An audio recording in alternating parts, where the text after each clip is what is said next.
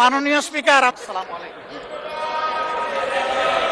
আপনার কাছে আমরা প্রথম দিনই আশা করেছিলাম, আপনিও বলেছিলেন যে আপনি জাস্টিস মেনটেন করবেন। জব সফার আপনি অনেক করেছেন, কিন্তু আজকের দিনটা এই সময় এসে আমরা জাস্টিস পেলাম না মাননীয় স্পিকার। মাননীয় বিরোধী দলের নেতা, এটা তো ছোট্ট একটা বিষয়, এটি নিয়ে তিক্ততার আমি কোনো সুযোগ দেখি না। বলুন, তবুও বলুন আপনি।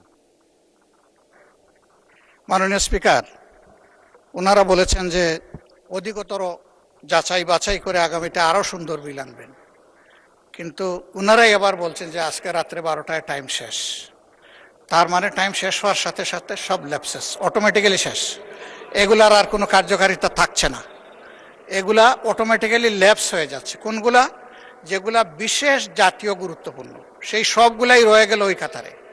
তো এইগুলা যদি এই কাতারেই রয়ে যায়, তাইলে মাননীয় স্পিকার, আপনাকে আমরা কিভাবে সহযোগিতা করব বলেন? আমাদের তো একটা কমিটমেন্ট, যেমন তাদের কমিটমেন্ট জনগণের কাছে আছে, আমাদেরও আছে। আমরা এই কমিটমেন্টের জায়গাটা থেকে কি শোনা যাচ্ছে না নাকি? Thank you so much. এই জায়গাটা থেকেই আমরা চেয়েছিলাম যে কোঅপারেশনের মাধ্যমে, যেভাবে একটা বিশেষ কমিটি করে দেওয়া হয়েছিল, আপনিই করে দিয়েছেন আপনার সভাপতিত্বে, তারা যতটুকু পারেন ঐক্যমত হয়ে এসেছেন, যে সমস্ত জায়গায় ডিসেন্ডিং ওনাদেরও আছে আমাদেরও আছে, সেগুলো এখানে আলোচনা হতো, আলোচনা হয়ে তার ভাগ্য যেটাই নির্ধারিত হতো আমরা তো মেনে নিতাম মাননীয় স্পিকার। কিন্তু আলোচনাই হবে না, এখন তো এটাকে অলরেডি এজেন্ডা আউট করে দেওয়া হয়েছে। তাইলে আমরা কি করতে পারি বলেন? বলা হচ্ছে যে ভবিষ্যতে আনবেন, ভবিষ্যতে আজকে রাত্রে 12টার পর তো আর 1 মিনিট কাউন্ট হবে না, এটাই তো রেড লাইন। আপনার শেষ হয়েছে? জি, আমার শেষ হয়েছে, ধন্যবাদ। আমার তো মনে হয় যে মাননীয় স্বরাষ্ট্রমন্ত্রী সংসদ নেতার পক্ষ থেকে যে কথা বলেছেন এবং এই যে রেফারেন্স দিয়েছেন এই বিশেষ কমিটির, কোনো কিছুই তো ক্লোজ করা হয়নি। পরবর্তীকালে প্রয়োজন হলে এই ব্যাপারে বিল আনতে পারেন। আলাপ আলোচনার উপরে তারা গুরুত্ব দিয়েছে, আপনাদের সাথে আলাপ আলোচনা করেই তারা বিল মেনেছে। সুতরাং এই ব্যাপারে আপনার চিন্তিত হওয়ার কিছু নেই। আজকে যদি ল্যাপস হয়ে যায়, আবার এটাকে নতুন করে বিল আকারে আনা সম্ভব, যদি আপনাদের মধ্যে আন্ডারস্ট্যান্ডিং থাকে। মাননীয় বিরোধী দলের নেতা, আমার তো মনে হয় যে, আচ্ছা মাননীয় চিফ হুইপ বলেন।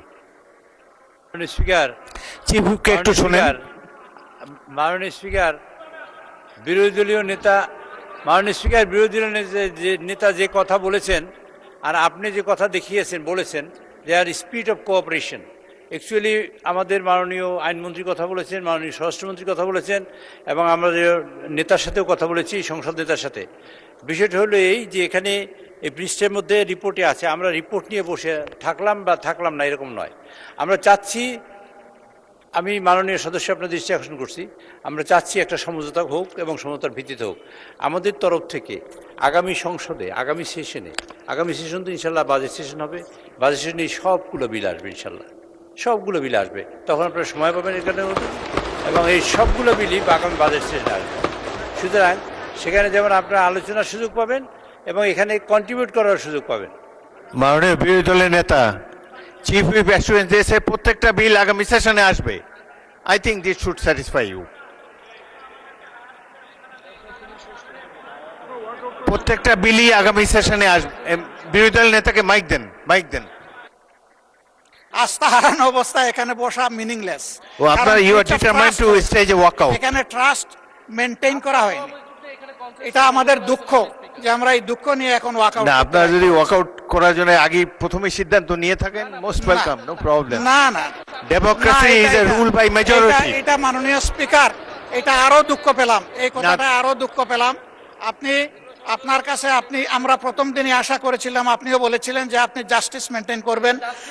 জব সফার আপনি অনেক করেছেন, কিন্তু আজকের দিনটা এই সময় এসে আমরা জাস্টিস পেলাম না মাননীয় স্পিকার। মাননীয় বিরোধী দলের নেতা চিফ হুইপের অ্যাসুরেন্স যে প্রত্যেকটা বিল আগামী সেশনে আসবে, আপনার মেইন কোয়েরি তো এটাই ছিল।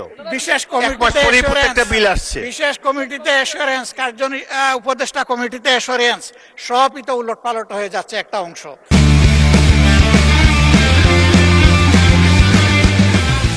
তাইলে ট্রাস্টের জায়গাটা ওনারা তো রাখলেন না মাননীয় স্পিকার। আমি তো বললাম করার পরে আমরা কিন্তু সহযোগিতা করেই যাচ্ছিলাম, যে ঠিক আছে কনসেনসাস যা হয়েছে আমরা আর কথা বলবো না। আমরা হাতেই বুট দিয়ে দিয়ে চলবো, আমরা চলেছি। কিন্তু এখন এসে দেখতে পাচ্ছি যে আমাদেরকে আসলে ব্ল্যাকআউট করে দেওয়া হচ্ছে। ওই ব্ল্যাকআউট কেন আমরা হব মাননীয় স্পিকার?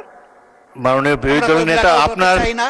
আপনার প্রধান প্রশ্ন ছিল যে এই বিলগুলা যেগুলা উঠেনি এই হ্যাঁ। অধিবেশনে, জি। সেগুলার ফেট কি হবে? জি। সেটা বিরোধী দল ট্রেজারি বেঞ্চ থেকে এবং বলা হয়েছে মাননীয় স্পিকার, আমি স্মরণ প্রত্যেকটা করিয়ে বিল আনা দিচ্ছি। হবে আগামী অধিবেশনে। মাননীয় স্পিকার, আমি স্মরণ করিয়ে দিচ্ছি, আপনি সেদিন বলেছিলেন রাত 12টা হলেও সেশন কন্টিনিউ করবে এবং সবগুলো আলোচনা হবে। এটা যদি হয় বসবো, শুনবো, 12টা পর্যন্ত আমরা অংশগ্রহণ করব, কোনো অসুবিধা নাই। কিন্তু এখানে বলা হয়েছে 16টা কোনো বিল অসুবিধা এখন নেই। উত্থাপন করা হবে না, এটা তো বিশেষ বিলেরই আমরা তো ওই আস্থা এটা রাখতে সিদ্ধান্ত। পারছি না, ওই আস্থার জায়গা ওনারা নষ্ট করে ফেলেছেন। এই জাদুঘরের রাখতে পারছি না। জাদুঘরে একটা ক্লজে ভবিষ্যতে ওনারা যখন আনবেন তখন ভবিষ্যতে বেঁচে থাকলে আমরা অংশগ্রহণ করব। মাননীয় বিরোধী দলের নেতা, 133-এর মধ্যে 16 তো লেপস হচ্ছে না, 90 আলোচনা হয়েছে, আর বলেছেন যে একটা বাকি আছে, তাইলে আরো তো অনেকগুলা লেপস হয়ে যাচ্ছে। তো এই সবই তো আইনমন্ত্রীকে একটু শুনি আমরা। Everything আইনমন্ত্রী বলেন। darkness। মাননীয় স্পিকার, আপনাকে ধন্যবাদ। আপনার মাধ্যমে বিরোধী দলকেও ধন্যবাদ।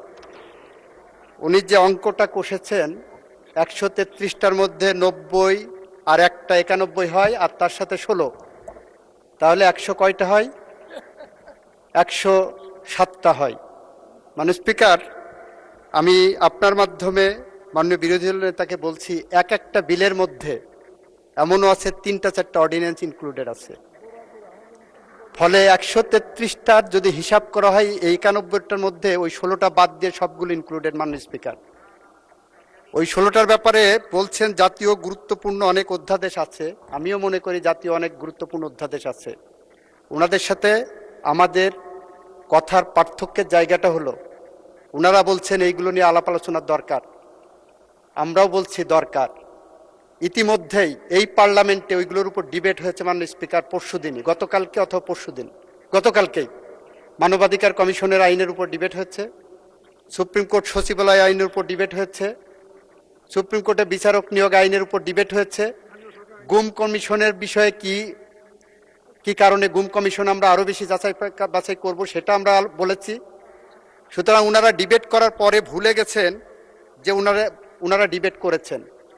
আমরা বিনয়ের সাথে বলছি, আমরা আবারও বলছি, আমাদের বিলের মধ্যেই মানবাধিকার কমিশনের আইনের রহিতকরণ এবং হেফাজত বিলের মধ্যেই সেখানে প্রিএমবেলে আমরা সুস্পষ্টভাবে বলেছি আরও বেশি যাচাই বাছাই করা প্রয়োজন, স্টেক হোল্ডারদের সাথে আলোচনা করা প্রয়োজন।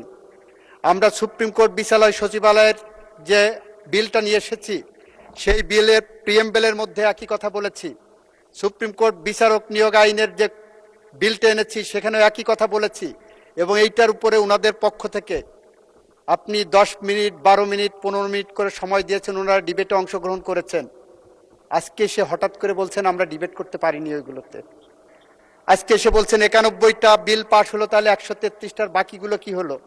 এই 91টা বিলের মধ্যে ওই 16টা বাদে সবগুলো অর্ডিন্যান্স ইনক্লুডেড। মাননীয় স্পিকার, আমরা এই রিপোর্টের গো বাই দ্য বুক হিসাবে গেছি। মাননীয় স্পিকার, আমি মাননীয় বিরোধী দলীয় নেতাকে বলবো, আমরা যেভাবে বিশেষ কমিটিতে আলোচনা করেছি, যে রিপোর্টটা এই সংসদ গ্রহণ করেছে, সেই রিপোর্টের বেসিসেই আমরা এগিয়ে যাচ্ছি। মাননীয় স্পিকার, আপনাকে ধন্যবাদ।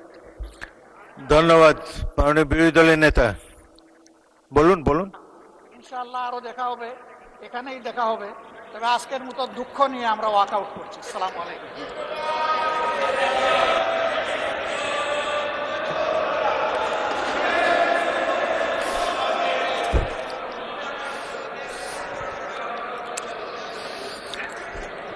মাননীয় সদস্যবৃন্দ,